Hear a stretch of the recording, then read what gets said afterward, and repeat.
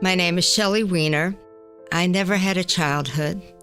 I never had a friend, and I never had a toy. My name is Raya Tishnerman, and my childhood was as bad as it could be. I never had friends. I never had toys. I didn't go to school before the war. The only friend to play with is my cousin Shelley.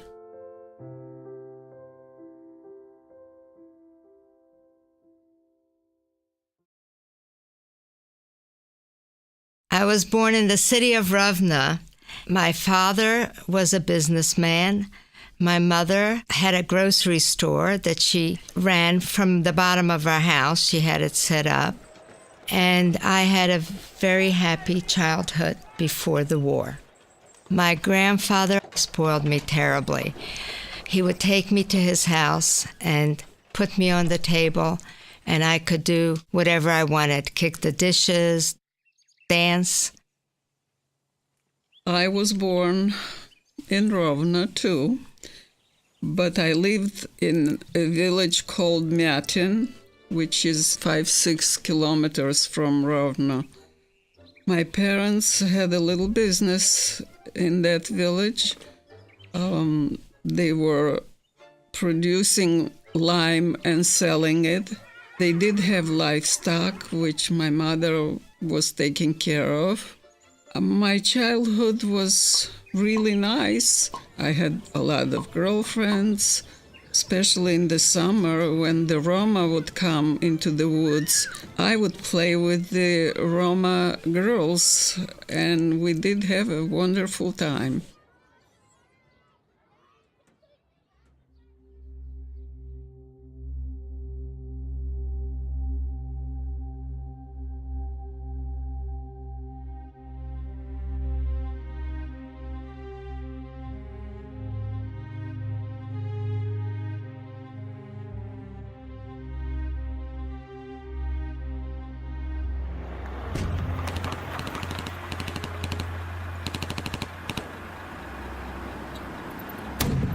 The Germans came into our town, and immediately they started passing laws against what Jews could and couldn't do.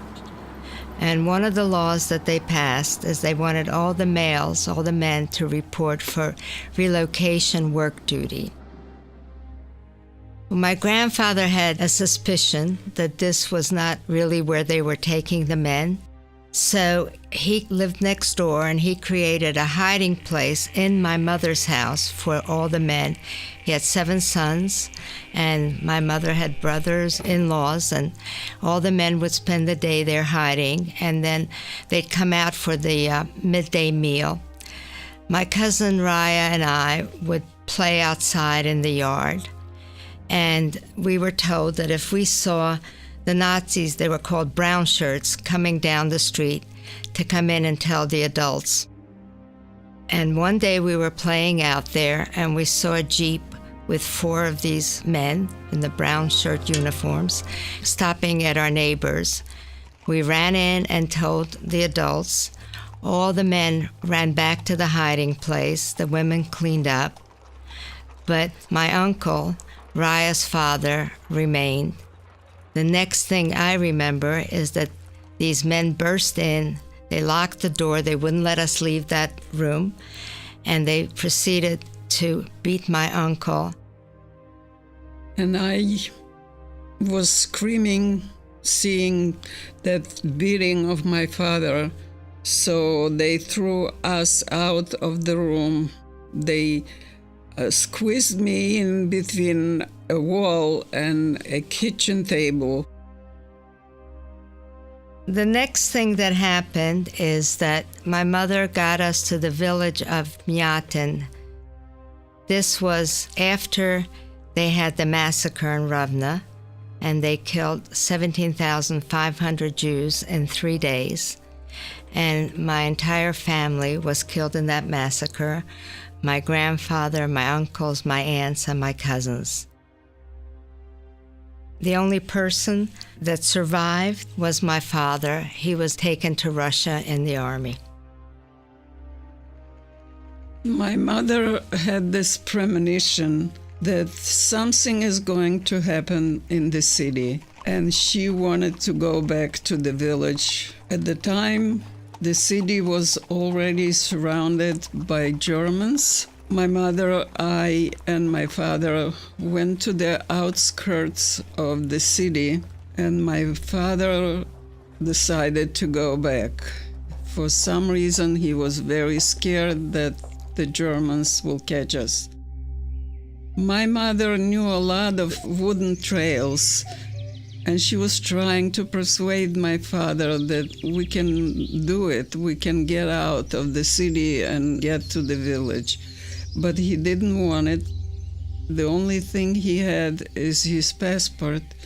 He gave it to her and went back to the city. I and my mother by foot went through the woods and came to the village unharmed. The passport is the only thing that I have of my father, and this is the only memory that I have.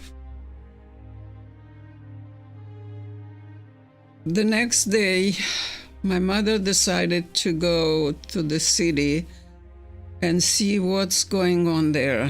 Where's my father? Where's the whole family? And when she came there, nobody was there. And people were telling that all the Jews were taken out of the city to a little place called Sosanki, and they were all killed. So my mother went to that place of killing, of the massacre, and she saw that the Ukrainian police was there, the Germans were there, and people, especially the police, they were taking all the priceless possessions that the people brought over there, putting them on the wagons and taking home. So then she knew that all our family is killed, and she was horrified, and with that she came back to the village and told us the whole story, that now nobody's left but the four of us. Shelley, her mother, I, and my mother. Natalia and Nicanor Polishchuk made a hiding place for us in their barn where they kept the straw and hay. I remember standing and watching them put it on the space where they kept that, and they filled that up until they left a small space for the four of us to sit down, to lie down, but we couldn't really stand up. We were at the back of the barn where they have some eaves that you can look out. That was the only light that we had and the only air that we had. And as a little girl, I would tell my mother, please, please, please let me go out and play with the chickens and the kitty cats. They can walk around there, but I can't. The people that hid us, I was a little older than Shelley, so I have more memories. Natalia and her husband, this family, they had 5 children. They had 1 girl and 4 sons. The only thing I know about Natalia and Nicanor is that they took turns bringing us the food. Our biggest problem were the rats and the mice and the lice. So we had a blanket. Once a month, she took our clothes, and we wrapped in the blankets, and they were rough blankets, and she would put them in the oven to kill the lice. The thing that I remember about the hiding in the barn was that Raya and I would play with the straw. We would make animals out of the straw. We would make dolls. Those were the only toys we had. And our mothers would tell us stories. That is how we passed the time away. Altogether, I think we were in the barn maybe 20 months. The scariest night of my life was when Nicanor came up and told our mothers that they were coming for us. They knew we were there, and that we should come down. Well, our mothers said, could we have a little time to say goodbye to each other? And to this day, I don't know what possessed us, but Raya and I guess I was 5 and she was 6 at the time, started crying and begging our mothers not to go quietly, that we should run into the woods. We knew there was a back door to the barn. And somehow our mothers agreed to do it, and that is what we did. From the woods, at daytime, we were hiding in the fields. It was very hot. We had no food, no water.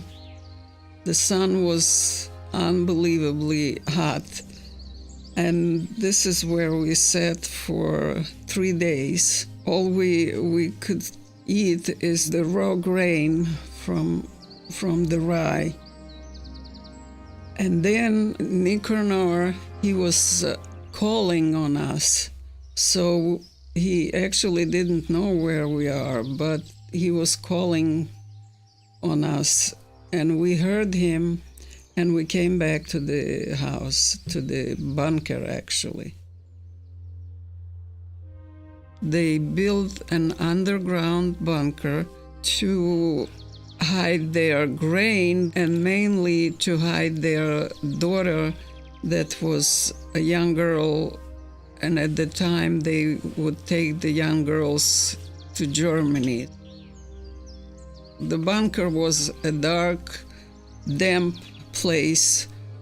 All they had there is straw that we were laying on. Rats and mice were in thousands running around. We didn't have almost no food, just a little bit to keep us alive.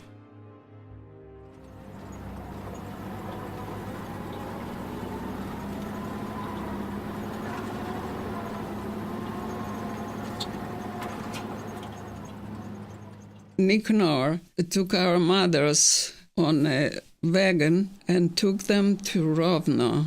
And I and Shelley, we stayed in the village, still in that house, until our mothers would know if it's safe to take us back to Rivno. Nicanor came, and he took us out of the hole underground and put us in his wagon and covered us with straw and drove us to Rivno. It was a sunny day. There was snow on the ground, and it was blinding. We couldn't see anything because we had been in the darkness for so long. But the war was not over. The Germans were bombing our city, Rivno, very frequently. And Raya and I would sit and look for the formations, actually, of the planes to see when there would be a raid. The bombing was so terrible that our mothers decided to take us out of Rivno and move us to a smaller town. The night after we left, a bomb fell on our house and destroyed it totally.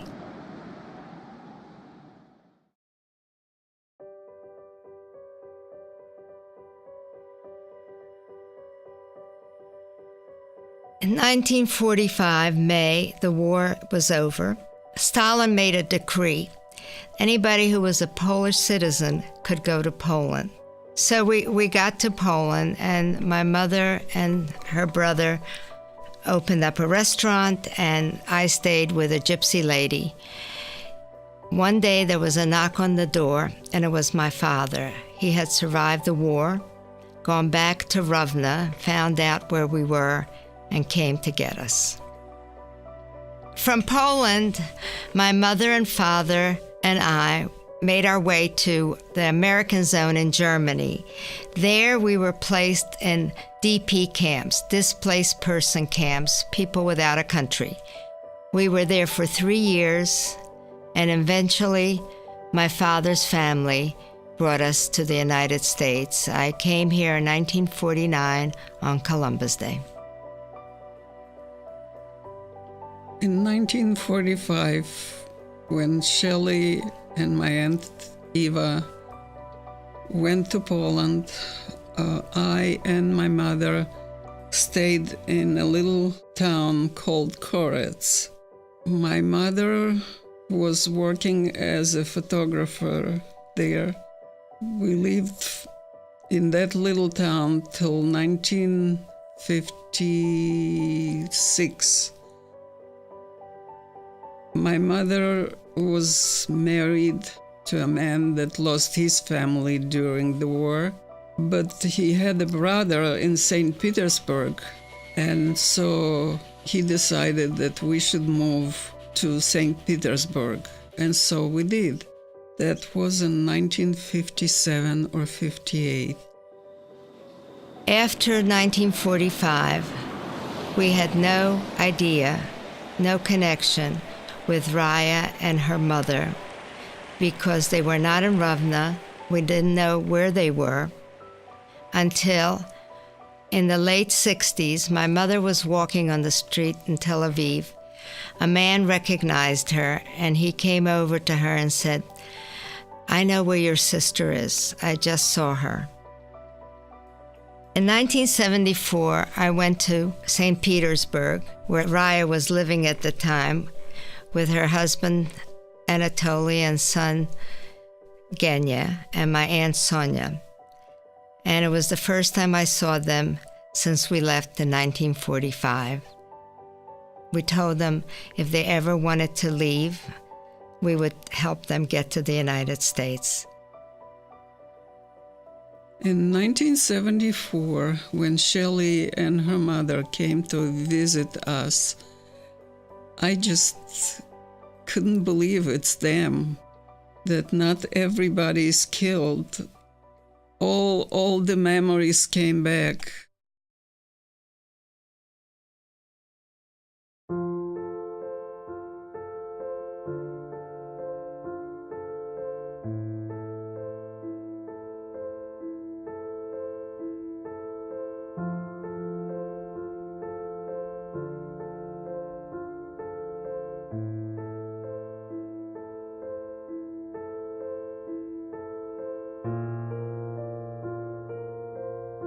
In 2013, Raya and I went back to Myatin because we were in touch with the farmer's grandson, and he knew our story.